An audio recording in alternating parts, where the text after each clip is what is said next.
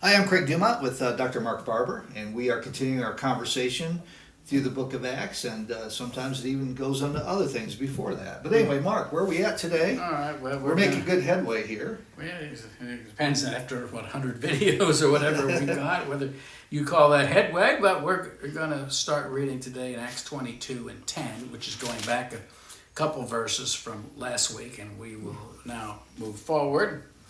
So Acts 22, starting with verse 10. And I said, what shall I do, Lord?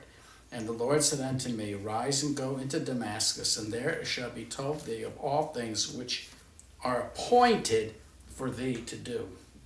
And when I could not see for the glory of that light, being led by the hand of them that were with me, I came into Damascus, and one Ananias, a devout man, according to the law, having a good report of all the Jews which dwelt there, came unto me, and stood and said unto me, Brother Saul, receive thy sight. And the same hour I looked upon him, and he said, The God of our fathers has chosen thee, that thou shouldest know his will, and to see the just one, and shouldest hear the voice of his mouth. For thou shalt be his witness unto all men, what thou hast seen and heard. And now why tarriest thou? Arise and be baptized, and wash away thy sins, calling upon the name of the Lord. It came to pass that when I was come again to Jerusalem, even when I prayed in the temple, I was in a trance, and saw him saying unto me, Make haste, and get thee quickly out of Jerusalem, for they will not receive thy testimony concerning me. And I said, Lord, they know that I imprisoned and beat in every synagogue them that believed on thee.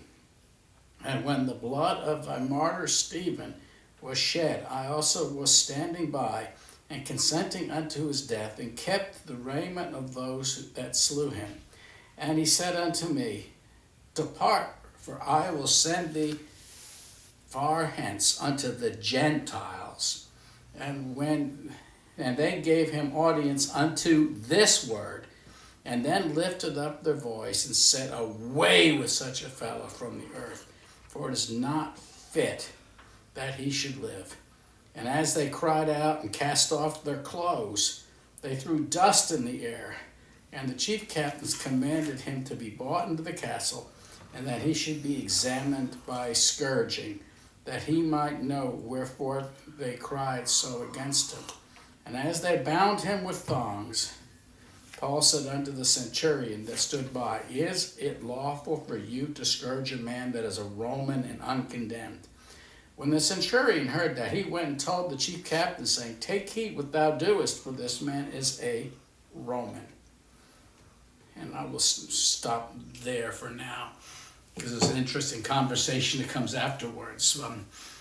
Paul taking his privilege as a Roman citizen to avoid a beating, probably to keep the centurion and the Chiliarch, or the chief commander, out of trouble.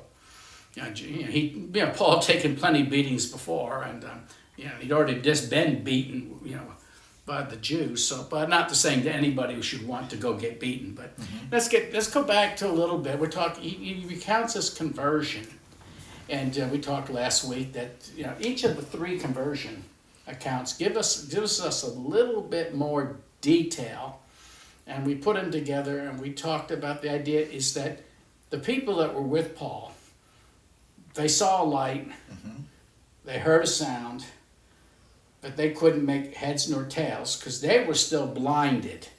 You think about Isaiah 6, and it says, "See and do not, Right. do not see, and hear and do not perceive." Other words, and it talks about a hardening. So that they could not put two and two together. It wasn't to them, at least not yet at this time, that they should hear his voice. That's what Paul said. That the Lord said to hear his voice and to know his will.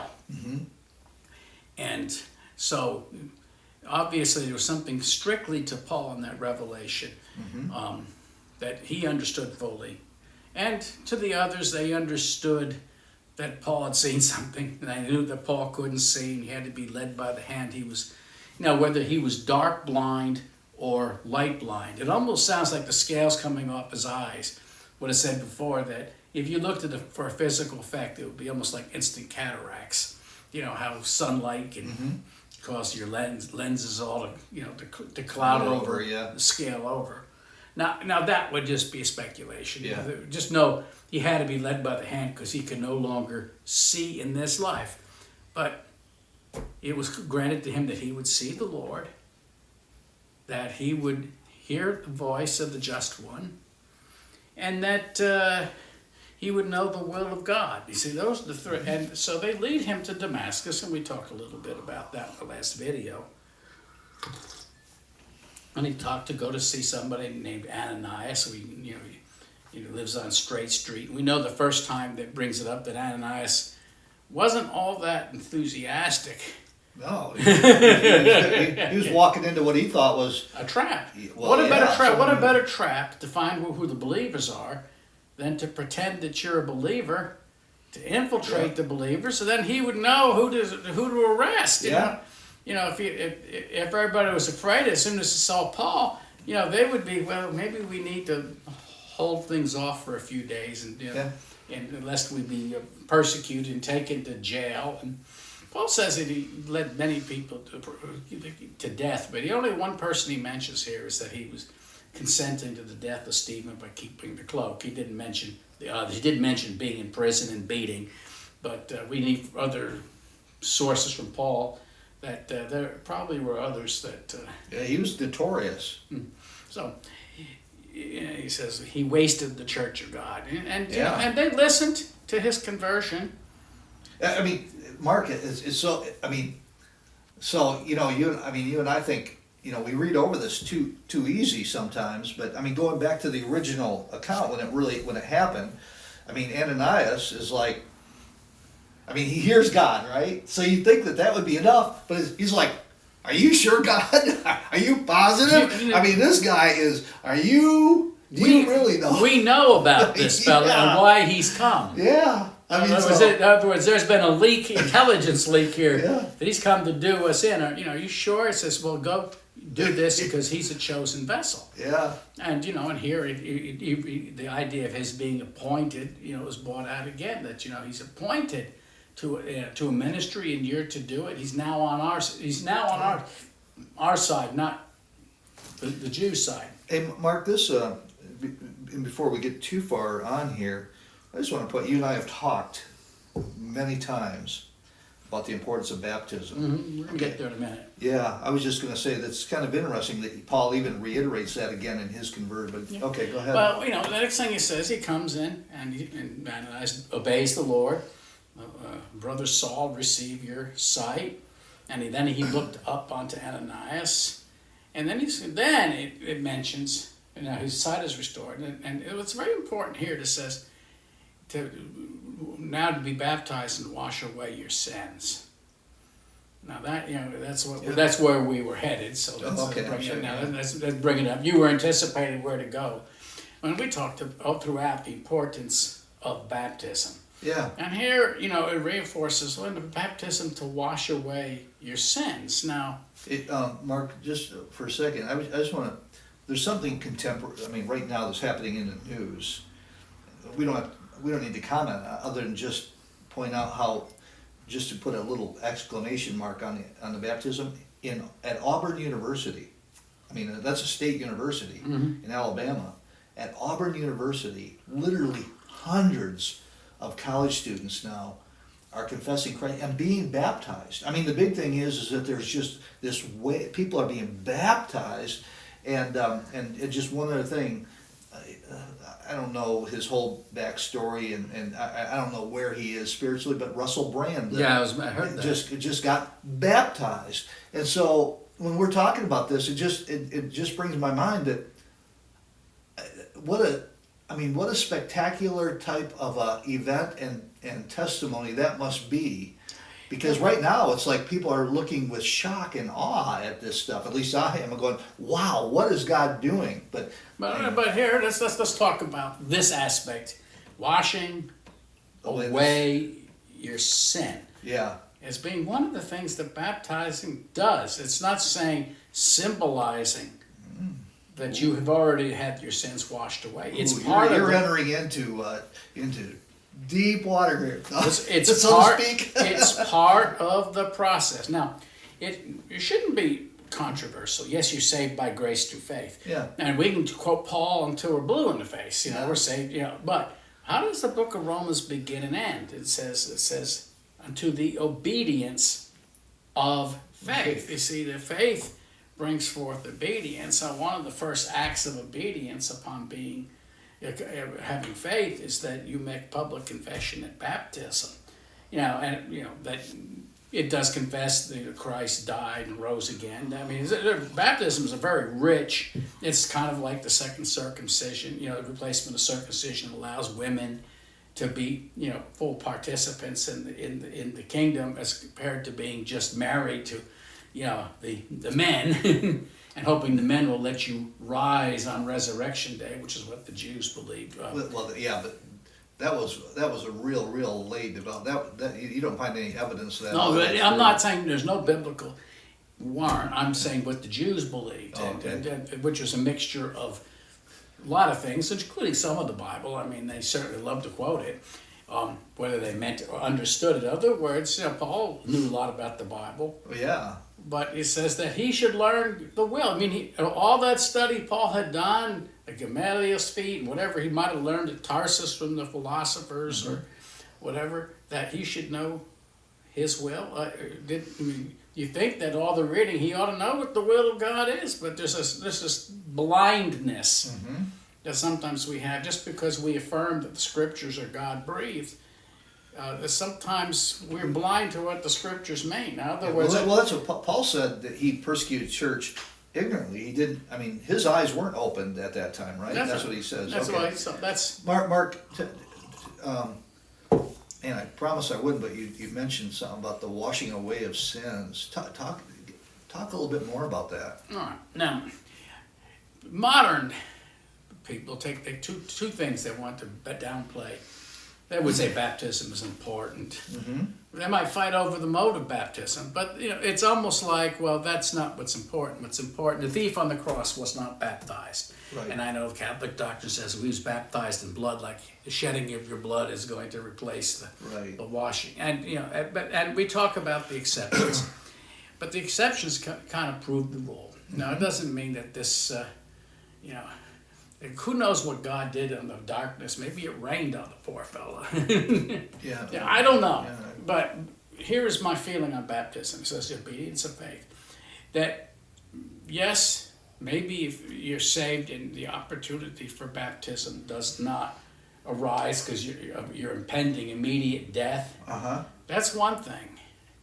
But to say I believe in Jesus Christ and refuse baptism, you are denying that you are a Christian. That's how important it is. And we put it off like dirty laundry. We'll baptize you in the spring. Paul says it because we mentioned that he gives this account several times, but he specifically adds. It's not just that he says be baptized. He adds right here in this later account. Yeah, about washing away the sin. And that's what's important, because a lot of people quote Paul in the 1 Corinthians. I thank God I baptized none of you, as though baptism was then he goes and lists like 3 or 4 people that he baptized. As though baptism itself was secondary. Right.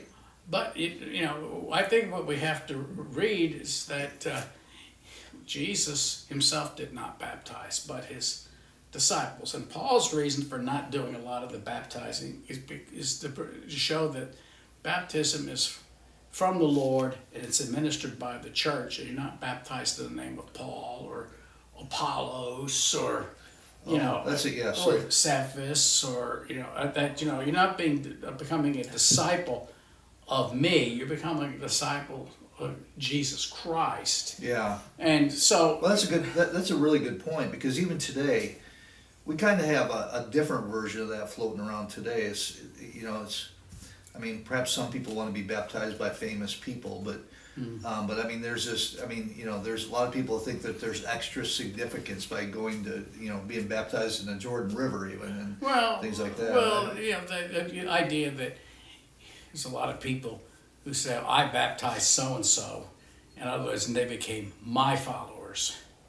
That's what Paul would be strongly objecting to. Okay, And even, you know, why didn't Jesus baptize, but his disciples? yeah, yeah, You know, there's this, but they baptized. right, In fact, they were baptizing more people than John was baptizing. uh-huh. So What, but Mark, I mean, to follow up on that, and again, I just find it fascinating that Paul thinks it's so important again that he reiterates it. What is it, I mean, what does it mean by wash, I mean, is there, okay, it's not a symbol, like you said, it's gotta be more, it's more than a symbol, I mean, it's sacramental. But right? is is the act of baptism regenerate one? That's the argument in the church. It's called you're saved Regeneration because of- you're baptized. Right, yeah, I'm not saying that, but what, I mean, I can see how it all ties together. But if it's not that, what is it? All right, well, let's go through. We're going a lot through patristics and here's and also Roman Catholic theology that and infant baptism in particular. That infant baptism washes away what's called original sin. Okay, Now, original sin is the guilt and the penalty given to Adam and Eve, which is a whole human race, that it must die. okay. The death penalty. Right. Universal. Everybody is born into sin, and that's our state. And and we can argue, in whom, through whom, whatever out of Romans 5, whichever way you want to argue it. The one thing that's for certain, all of sin that comes short of the glory of God. There is, yes, I think it's transmitted biologically because not that it's entirely biological, but everything in the cursed realm of humanity is affected, including genetics. Yeah, I agree. So you can say, well, that person that was born blind, it wasn't individual sin, but he still was participating in the curse. Now, it's interesting when you go to the idea, what were the crown of thorns about? Well, the Bible talks about in the early days, about the thorn. You talking about that? Or About the thorns. In other words, Jesus on the cross bears the curse. Okay. Now, the curse there is of the, and what will be healing eventually in the kingdom is that the land will be healed, the fruits will provide their fruit, the water, it'll be the river that waters the fruit trees again, and it's a reversal curse. Uh-huh. But we have to understand, when we talk about washing away your sin, now, to some degree, you can say that infant baptism, this is what the Catholics would believe, is the washing away of original sin. But I think to the Roman Catholics, that's all it is. Yeah. Effectively, because if you weren't baptized as an infant, yes, you can be baptized upon your conversion, because everybody must be baptized. But if you were baptized as an infant, someone else church is a sponsor. They promise to disciple you, your parents, or maybe you have a sponsor family or whatever, are going to sponsor you baptism to raise you in the faith, and in that way you have a similar idea to circumcision. You say that's it. That child has committed no individual sin. He's just born a sinner, and there's the sin of the washing away of original sin, and then there's the idea that is there more? It was Paul. He had a lot of sins that needed to be washed away, and we get into this argument. So, Mark, would it be? Let me just with communion. Mm-hmm. Communion. There's been a lot of fights over communion, which is interesting because actually communion is supposed to bring us together, right? Mm-hmm. So is baptism, right? One body, we're baptized. Communion means to come together as one. Now, it's called Eucharist. call the Right. Eucharist in But Greek terms. with the bread and the wine, okay, there's no doubt that that there is an element of symbolism there, okay? But it also is very real. I mean, you eat it, Paul said, you eat and drink to your death. I mean, some of you become sick and die because of this, because you're not relating properly to the body of Christ. So there's some, and then the opposite side, which never anybody talks about, is, you know, Jesus talked about eating it for life and for joy and for and for life in Christ. So the benefits are just immense. We scare people with the curse so many times, but there is something that is tangible at the Lord's table with the bread and the wine. So I guess my question would be here. So what you're saying, I think, is that there is something that is tangible that takes place. There is some type of initiation into the new covenant that really takes place. It's not just pure. Let's say in Baptist terms, you don't call them sacraments. You call them ordinances, okay? Yeah, And when you talk about ordinances, that you're talking about, you just do it because God said to do it, and that's it. You know, we celebrate the Lord's Supper because it says do it as often as you drink it. Well, that we'll make the term oft as once a quarter, once a year. That's not your view, though, right? No, it's frequent communion. I think they broke. Frankly, if it were my choice, we'd have communion with every church service, but. Yeah. You know, I can't. You No, I agree. I agree with you. I think that's sad important. Okay, I'm sorry to have went that far, but I just think, I mean, as we've talked about this a lot in the past, as we go through the book of Acts, and we see Paul again place an emphasis there, and then combined with what's just been happening lately around the country and the world, it just makes me think, you know. Maybe anyway. Just to sum up what I'm saying is that, you know, Paul is converted on the way to Damascus. Then he is baptized. Right. It's baptized and then you are converted. I'm sorry. And now that gets a little difficult with with what's called infant baptism. I realize that Methodist Church practice it, and then they forbid rebaptism. I don't know how you can get away from it because the Bible talks about it. No, it doesn't. It says and his house. Yeah. Okay. And then there's a comparison of baptism to circumcision, which is done on the 8th day when the child. And you also deal with a certain amount of election theology, Right. where it says appointed. Right. I have chosen you, and or at least covenant. Type theology. I'm going to say that it's a thorny issue. Yeah. And I think you can go wrong on both ways. Yeah. I want to nuance it this way, is that yes, ordinance, it says to be baptized. It's important just because God said to do it. Yeah. Now that alone should tell you that if he says to, as often as you drink it, the cup, or baptism, that it ought to be done. That's important. Now you get into the question: does baptism save you? Well, if you read Peter, you would get a pretty strong implication they're saved through baptism. And Paul talks about the children of Israel being baptized in the Red Sea.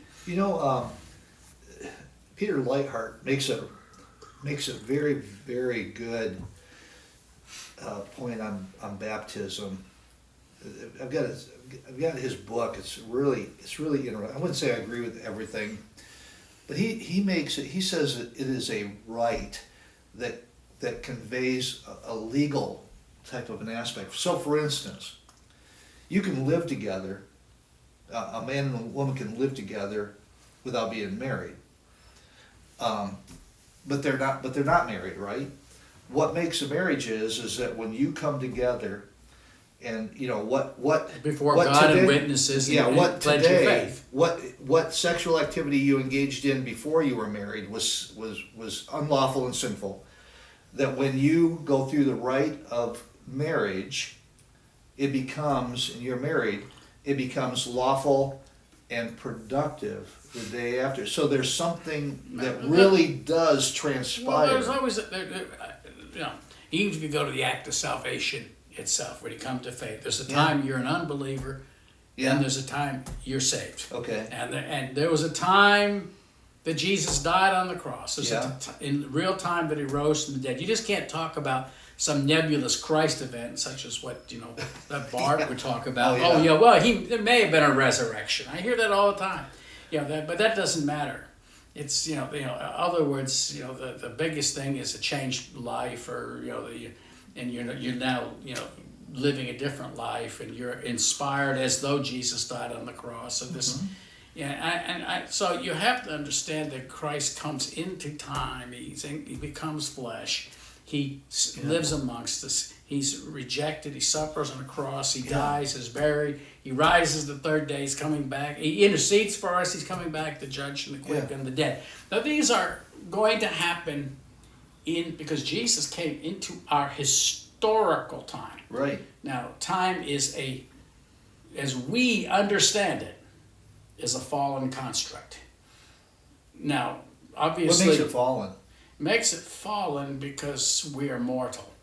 Okay. Now, it's not that God created time at creation to be this way, but the part of the curse on time is we only can understand time as a time to be born, and a time to die, a time to do this, and a time to do that. And it's in other words, when he comes into flesh, he comes into a cursed world. And all of a sudden, he's born into fallen time. Not that he's a fallen person, but, and I guess the question is, was when Jesus was born, if he hadn't been, of course you can't say if he hadn't been, because, that's like saying that God's plan can be thwarted. It's a ridiculous thing, because he came for that purpose. But would Jesus have died? Or there was just it was alternative to actually, Would Jesus have died a normal death when he came into flesh? Now that's what makes the speculation wrong is because is the word appointed, elected, chosen. In other words, there was no other way that Jesus was going to die other than on the cross, on the Passover. Every other opportunity they had, they took up stones to stone him. His hour was not yet. He was born for that particular hour. So to try to say, to what degree but Christ was born into what I call mortal time or cursed time. Now, he existed before time, and you can say that even when God created time before it was fallen, it's a concept of time we can't understand. We were talking how long before Adam and Eve sinned. I don't know. That's a question, and whether that 930 years determines the. You're wrong on that topic, and I'm right. I'm not saying right. I'm not going to talk about right or wrong. I'm saying that whatever time, unfallen time, Adam and Eve were created, time does not get numbered until the fall. And then you always have these words, and he lived so many years, he maybe begat a son at such an age, and he died, and he died, and he died, and he died, which, indicates the limits of time. And I don't want to get, once you get into, you want to read Augustine's City of God, and you want to get thoroughly... that is a mammoth to go thoroughly mad. It's somewhere near the middle of the book, somewhere in around page 740 of 1,560 pages of small print. That's a work that is quoted all the time, but nobody ever reads, including me. I've quoted and I've read sections. That's a mammoth work. That's a mammoth work. I haven't finished reading, and I've read about half of it. So Mark, so there's this. So Paul is going through here, and essentially what he's doing is he's preaching the good. He's really preaching the good news, right? Mm-hmm. Okay, he's preaching his testimony is literally a gospel revelation. Yes. And he's not. again, he's not pulling some punch or anything. He's That just he- coming out here. that he should know my will, and he should see me, hear me, Yeah. and know. Okay. Now, essential experience of washing away, and and we talked a little bit about it. So, but let's go on to what happens next. Now, it's a little bit fuzzy between the first and second conversions when he goes to Damascus. We know that that he has creates a riot in Damascus and has to be let down by a basket, by the new brethren down the city wall. Then he goes to Jerusalem. It's not, that part of it's not mentioned here. Mm-hmm. What is mentioned is that he does go to Jerusalem. Mm-hmm. And the early book of Acts does mention that he goes to Jerusalem, but it leaves out, the rejection at Damascus in order to bring out the emphasis here, his rejection at Jerusalem, because he's at Jerusalem right now. And what's important here is to bring out the fact this is not the first time I've been rejected here. And to go to Jerusalem in that as an idea is to be accepted by some and rejected by many. Mm-hmm. And Paul says this is not the first time I've raised riot here. And he says I was here and I was praying and all of a sudden the Lord tells me get out of here because they will not accept your testimony, which is kind of implies they're not going to accept your testimony here today either. They're not going to be any more receptive. But at this point, they were all ears. They were silent and they were respectful. They were happy if they could have lived with, I don't know if happy, but they would have permitted Paul to say, well, I had this Jewish Christian experience and now I'm a good Jew. It talks about Ananias being a devout Jew and held in high reputation amongst the Jews. Of the high regard, he was law. I mean, it mentions about the law. I'm thinking that, and I'm thinking that Jesus would say, a devout man according to the law. So everything's unfolding. And so at this point, they're willing to accept. Well, maybe they'd heard Ananias. Maybe he was and they said, well, at least in the Pharisee sect.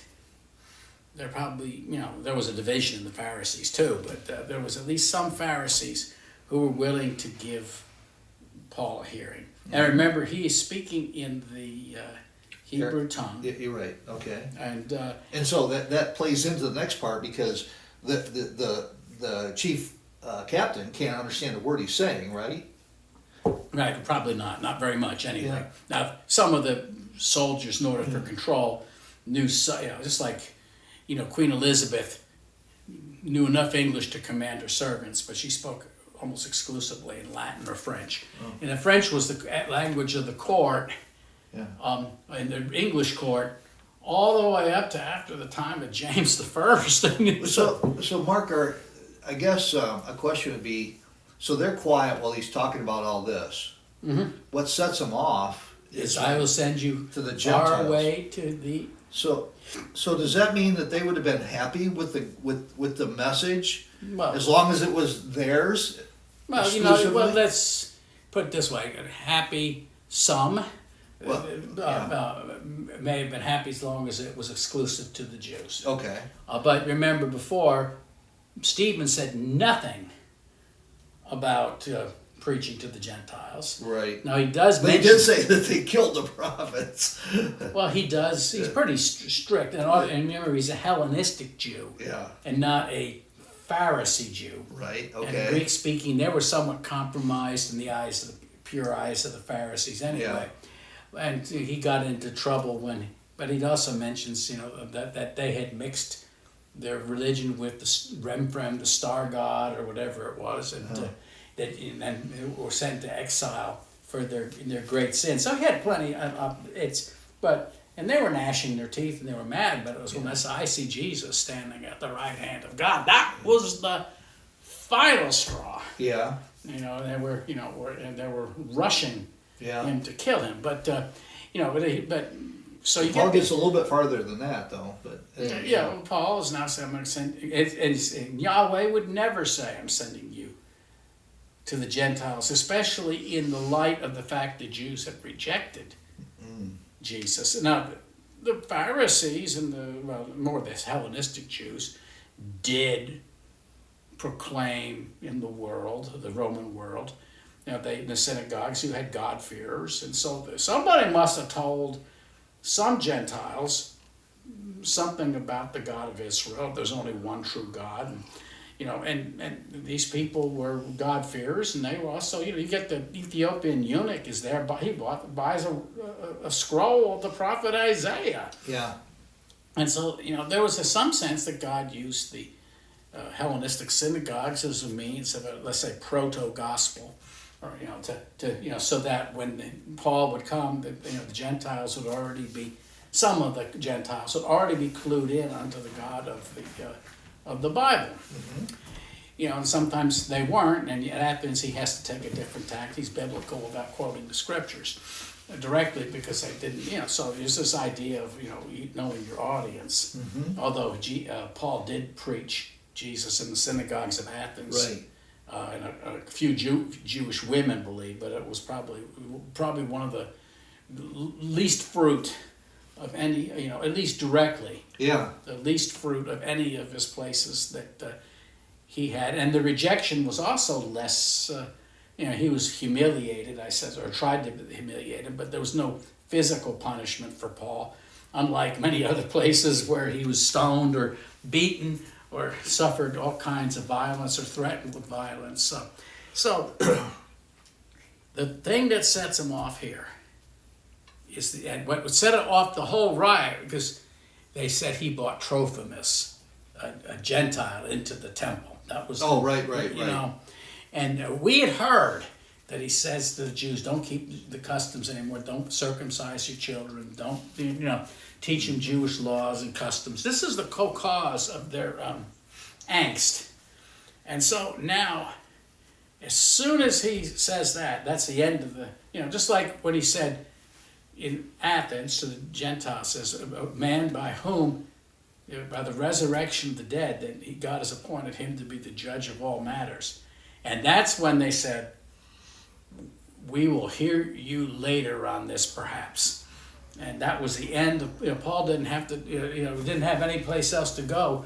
They were done with hearing him. Mm-hmm. So it's not just Jewish rejection. I want to point out that acceptance of Jesus Christ is not because you're a Jew or not because you're a Gentile, it's because you believe on Jesus. There are Jewish believers, there are Gentile believers, there are Jewish unbelievers, and there are Gentile unbelievers. And some of the rejection that the church has gone through is suffered greatly at the hands of false Jews, and also suffered greatly under the hands of Gentiles. And it's not here to try to divide Jews and Gentiles. There's only one man. I mean, that, in fact, Paul always takes it back to Adam. He doesn't start with Abraham. I mean, he uses Abraham, but he takes it back. He'll start to Adam. You'll see in apostolic preaching, it goes back to Abraham when you're talking to Jews.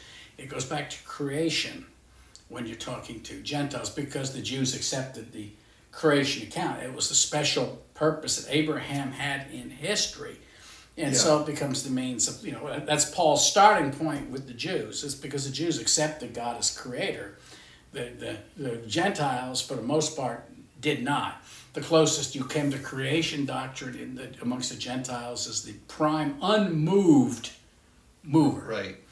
Other words, which nobody can know anything about. It's and so that's, and that tells you a little bit about evangelism and how we would approach it. But today the common denominator isn't. You don't have a Christian culture of kids that are raised in Sunday school anymore. There's some, and to that audience you can maybe start a little further down the road than you can. But a lot of people have never heard of Jesus except as a cuss word, or whatever you've heard about Jesus was entirely defamatory, or at best, a good teacher, an out-of-date teacher.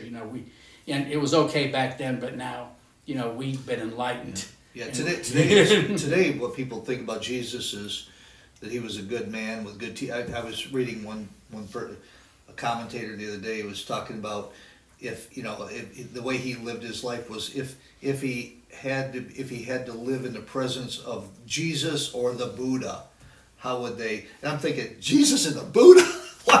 What are you even talking about? Well, let's go back to the trial, the trial of Jesus. That there were two people that were involved. One is called Barabbas. Oh, you're okay. You're talking about with Jesus. Jesus' trial. Okay. And Barabbas means son of the Father. Now, if you go to, it's a C reading, which means, in the Greek text, maybe it should be or shouldn't be. It says Ho Jesus, Ho Barabbas. The Jesus Barabbas. So you have Jesus, son of the Father, and Jesus, son of the Father. It makes now. One was a political revolutionary and Messiah, and the other was the one that says, instead of us conforming to your expectation of Messiah, you're expected to conform to me. And you know which ones the Jewish people pick, but Barabbas is a false Christ. Yeah. And there's a lot of people today that want to believe the false Christ. However that false Christ is presented, one that meets the expectations. God is a God of absolutely gooey love. He wants everybody's going to heaven. And, maybe he's a little disappointed with us, but that's all right. We're all going to heaven, and we're going to be one big happy family fighting World War IV up there. Yeah. Now, which is, by the way, if anybody, everybody says, well, we just want to follow the teachings of Jesus. Jesus taught the exact opposite. Unless you believe in me. Obviously, you've got to be very selective. Yeah, like Thomas Jefferson. Well, yeah. You got to be very selective of what Jesus. But the idea of the real Jesus and the Barabbas Jesus, and a lot of people today are more happy. Jesus, the liberation theologian, that would be the direct descendant of Barabbas. Yeah. Or the Jewish people are saying, is the Messiah alive on this earth today?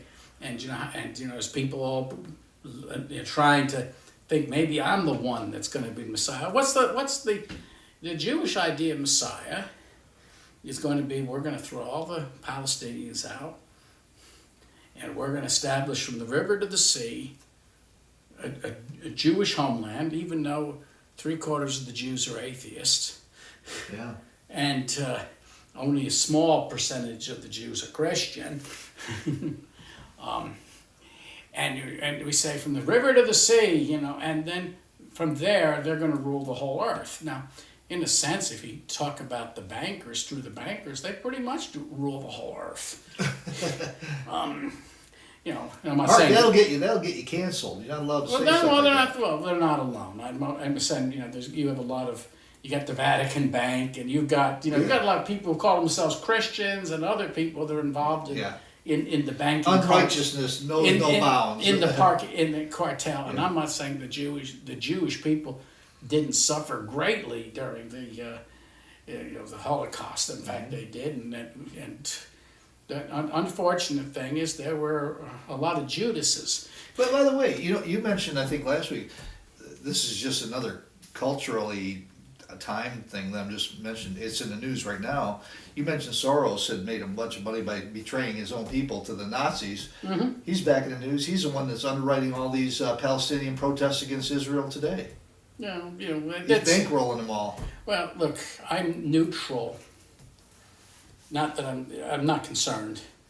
I am concerned, but ultimately I'm called to proclaim the good news to Jews and the Gentiles, and to believe on the Lord Jesus Christ. Yeah. And to get involved in these political controversies. But I'm not blind. If God has the same standard of righteousness as far as this world is concerned. Yeah. And, the Jewish people were removed twice before for their unbelief. And I'm not denying that the Jewish nation doesn't have a place in the last days prophecy.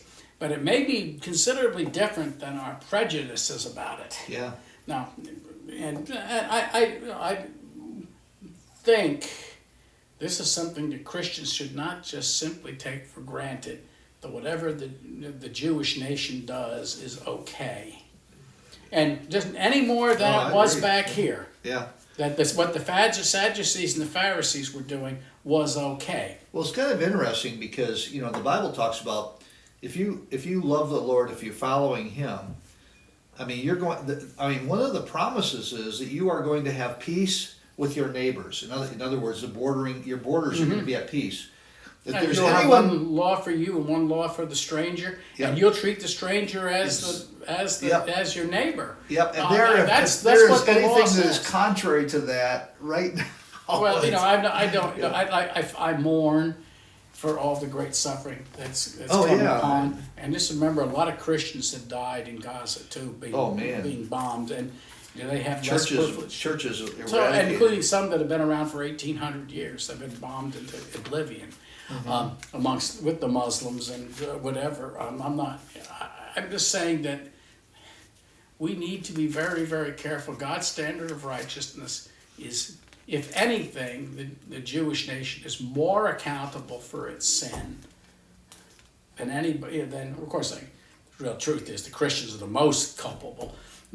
The Christians that sin, you know, having had the greater revelation, are actually to be beaten with the most stripes. And you know, I'm not picking on all the people who are Jewish anymore. Here, you know, there's a lot of Jewish people got carried up with the crowd, saying "Away with him, away with him," you know, who really didn't understand any more than the people on the day that Jesus was. What should I do with Jesus? You know, crucify him, crucify him.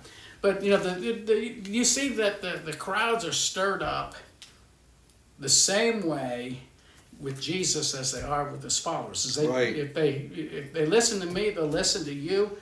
And if they rejected me, they're going to reject you also. Mm-hmm. So we see this riot breaks out. As soon as he says, send you to the Gentiles, that was the trigger. You know, we got a little bit of a hint, even that could have been a problem in the church, where it says these people, there's people in my church, you know, James is the pastor, I'm not accusing James of being, of promoting, you know, although he was a very devout Jew in all ways, that he was responsible for what some of the believers in the church, but they're zealous for the law is important, because here it is, they're zealous, the people outside the camp are zealous for the law. So I have the idea that zealous for the law here is zealous for the law in the wrong way. Now Ananias was, you know, and was zealous for the law in the right way and became a Christian. Paul was zealous for the law in the wrong way, and then when he became a Christian, because you know, becoming a Christian is the only thing that allows you to be a true Jew and part of Israel and part of the true covenant. You can't deny Jesus and be a covenant and be part of the covenant of God. So and I am really walking way out, because I know I'm going against probably 80 or 90% of evangelical Christians, and most of all people like John Hagee, by saying that. You know, we got to be careful thinking that somehow the Jewish people are going to be saved just because they're Jews by election, and the Gentiles are saved by grace, and that they're lesser Christians and they're going to be the carriers of water and the hewers of wood like the Gibeonites of old. Yeah. That's not the case. Yeah. And you and I have, you know, good-naturedly differed on eschatology. You know, I think that too many Christians have their eyes on Israel for the end times when the Bible puts it on the church. I mean, Jesus talks about coming after, you know. Well, you know, if you look at going back to the Reformation, when there was no nation of Israel anymore, they saw the seven hills as being Rome and the Roman Catholic Church, and the Pope was the Antichrist, and you know, and the whole system was an Antichrist system. You know, the thing, the Book of Revelation talks about two cities. It talks about Jerusalem and Rome, and you know, and doesn't say very flattering things about either. It calls Jerusalem Sodom, where our Lord was crucified. I mean, it doesn't get much. It doesn't get much worse than that. Right. And of course, Rome does not come out all that well either. Yeah. So, well, yeah, I mean, we could go on and on about eschatology, but here Paul, I mean, I mean, there is a real hatred for like you mentioned, there's a real hatred for the Gentile, because it seems to me like they're happy There is to listen to him as long as. Yeah. Now, But anytime, but remember, the Gentiles was the trigger word for Paul's arrest. Right. And the whole idea is that they were willing to accept Gentiles, to some degree, as long as they would get circumcised, agree to keep the law of Moses, and wait 10 generations for full membership. Yeah. And meanwhile they could. By the way, 10 generations in the Old Testament. There 300 years. was some. Well, there was some nationalities that could be integrated in within like three generations, and then there were some that was more. I mean, God had this list of. And there were some that were never, including Moab. Ruth. Yeah. Father, great grandmother of David or whatever. Yeah. Obed, Jesse, David. Yeah. The great grandmother. Whatever it is. Anyway, yeah, you're right. So the Jews actually by the time this comes around, they're rolling into the very extreme part of it. I understand. That's when we talked about this in the Matthew study in the genealogy. You can go back to the first, I guess maybe it's the second video. We talked about the genealogy of Jesus in the Matthew study, and talked about the fact he included 3 Gentile women in David. David's ancestry, plus one other who was the wife of Uriah the Hittite, another Gentile, and saying that, and talking about, here we have people that were totally cursed, that were incorporated into the genealogy of David, who was their star. So how did Jews deal with that? Well, this is what I think, part of what Matthew addresses. Yeah. Is that the church is the true Israel. Yeah. And that even by the Pharisaic understanding, that how does the Pharisee talk about the pure blood of David? They were racial purists. How do you account for Tamar? How do you account for Rahab? And especially, how do you, explicitly Ruth? No child of Moabite shall ever. Well, the thing is. It actually says go into the temple. It says shall ever be admitted into the congregation of Israel. Wasn't it? But that was. Didn't that mean the going in? That was it. There wasn't any temple then. Okay. I think it goes back to the tabernacle. Okay. But okay. It's to be a member of the congregation. But the whole idea ever. And and the only thing is that the way you can explain that is what makes one a Canaanite and what makes one a Moabite is you're not a believer, or maybe a Satan in a positive sense. That once Tamar, was imperfectly as she did it, she became a part of the congregation of Israel. In other words, Jesus does not become unclean by touching the unclean. Right. Jesus touches the unclean and makes them clean. Yeah, absolutely. And so we have the same idea here, is that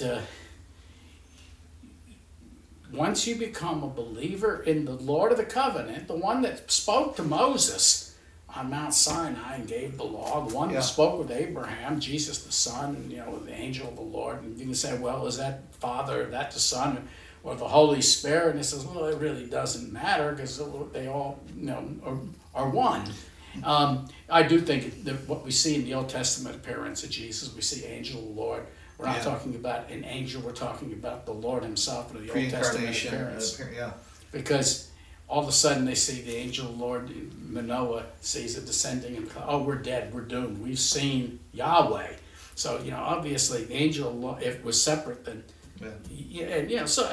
Jesus ate with Abraham, ate bread and food in the presence of Abraham. So, at the very least, you cannot, Mark, be a member of the covenant and deny the Lord of the covenant. Right. Mark, remind me the Moabites. Remind me, weren't they relatives? They were Lot's, right? They were descendants of Lot. Right. Ammon and Moab. Okay, so but they did not, when Israel came out from Egypt, they did not allow them passage through their lands. And this is what led to the curse about Moabites is Moabites Yeah. will never be enter the congregation of the Lord. But it is interesting. Even to the 10th generation. Right. So, but it is interesting that they were relatives of Abraham. Everybody in the Middle East. No, it's just funny that you've got, that you've got a descendant. In fact, it was a who was it? It was a descendant of one of maybe one of Abraham's sons that he had with Keturah, who bought Joseph and sold him into slavery. I forgot what. Well, it was an Ishmaelite, I thought, or was it was it? Midianites. No, it was a Midianite. And, All right, so let's you've got- and of course there was Ishmaelites involved in there somewhere too. yeah. But So you've got this whole population that's all kind of. but what? No, What they're the called. book of I'm not Matthew talking is, about. and it's talking about what makes one an Israelite is believing in the Lord of the covenant. Yeah. And so you can't, how could you call yourself a Jew and even deny and say you're an atheist? Okay. Now, I mean, even in the broadest sense, you cannot, you might be culturally, we're bound by these traditions or whatever Yeah. to some degree or another, but that doesn't make you a Jew. And you say, well, they're Semites. Well, the Palestinians are Semites. They're descendants of Shem. Yeah. A lot of the Jewish people are not Semites at all. They're Ashkenazi, and which means they come from somewhere around present-day Ukraine. Interesting how that ties together. But Yeah. and Zelensky himself is a Jew. Yeah. No, I'm not saying they're not Jewish, No, because they. but I'm saying that immigrated there's from not Ukraine. necessarily blood. They're not necessarily Semites by blood, although they may have intermarried with Sephardic Jews and stuff. There may be, but all of us have a little bit of the blood of Abraham in us anyway. So it might be very remote, but we're all descendants of Abraham one way or another. So, which talks about the universality of the gospel, by the way, because but anyway, that's for another argument. So anyway. We're going to need to cut this a little bit because we're already running way over on our thing. But we'll talk next week. We'll talk a little bit about, Paul and his Roman citizenship and using that as a means to avoid flogging. Was it because he was afraid of being beaten, or was he caring for make sure that the Chiliarch and the centurion didn't get in trouble for beating an uncondemned Roman? All right, see you next week. Thanks, Mark.